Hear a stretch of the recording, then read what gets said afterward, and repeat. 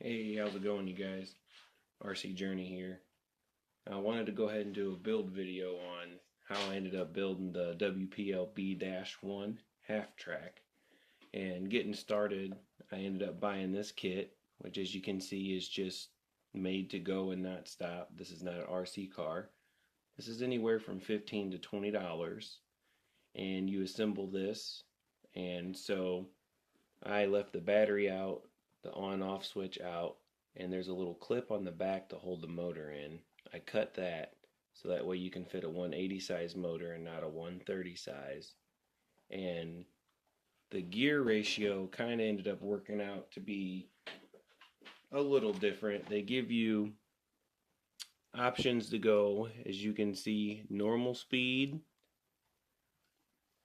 which is with the 4 gears, and the longer shaft in the back, and then the high speed, which is just 3 gears and the longer shaft in the front hole.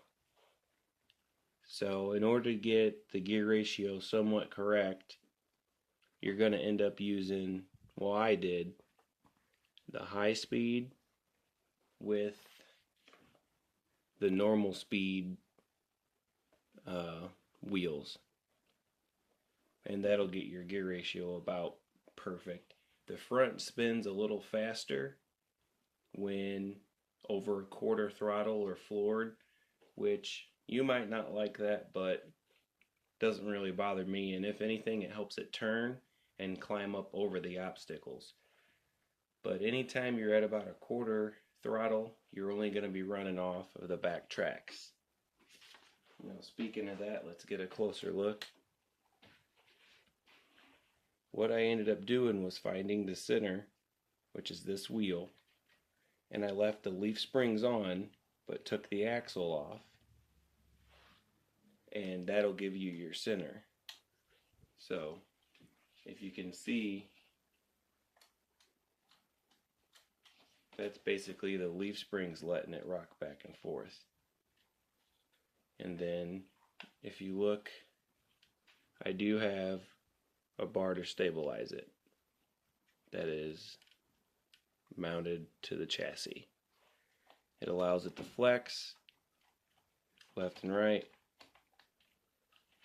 but isn't just pushing it with the leaf springs. That's actually helped mounting it to the chassis, so when this 180 motor is driving the tanks, it's helped push. And you can kind of see that I made spacers and then mounted the leaf springs down like normal.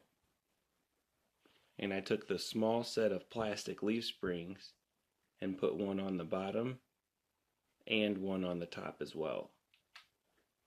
But I didn't double it up with 2 on the bottom, just 2 small ones, one on the bottom, one on the top.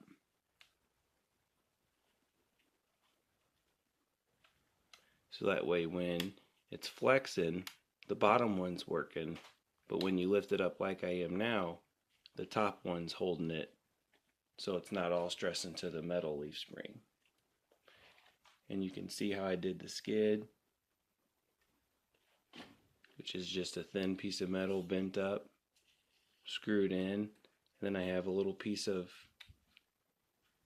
foam to stop it from knocking and making noise.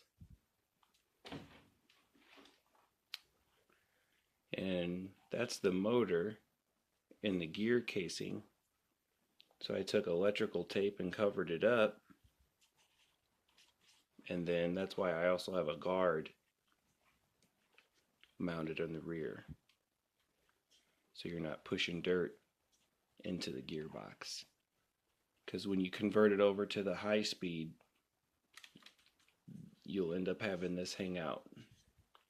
And so I trimmed the wood and then tapered it a little bit to kind of help with backing up. But thing is a beast.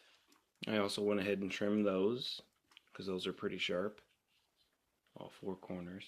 Just round them off a little bit.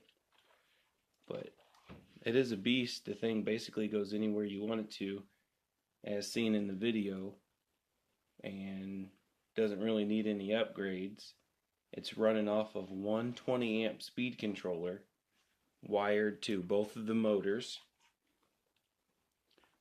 So the speed controller goes to this wire, and the way this ended up getting built was red goes to black and black goes to red to get the right direction. Because when I hooked it up red to red, black to black, front tires went forward and the tracks went in reverse. And I'm in the middle of making dually tires. I'll let you know how it goes. It's not looking too promising. I might be using the wrong glue, but essentially what I did was cut them in half, trim a piece out, and then glue them back together. So this is a normal size tire. And then to get a wide tire, so there's a stock one on top and the wide one on the bottom. You just cut this part of the rim off with the lip still, and then glue it to the top of another rim. Now you do have to ruin a whole pair of rims, but some think it's worth it, some don't. I personally do. And if you want to widen the tracks, because they are kind of narrow, I'm going to try to just scoot the wheels out towards the end and glue them. Get a look at how narrow they are.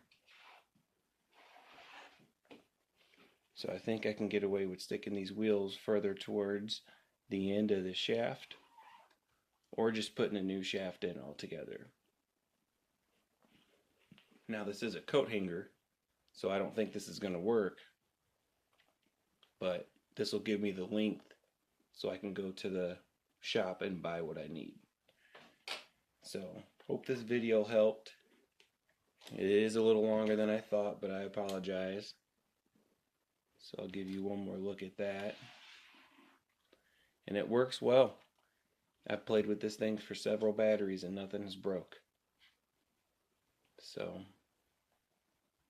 let me know what you think, and thank you very much.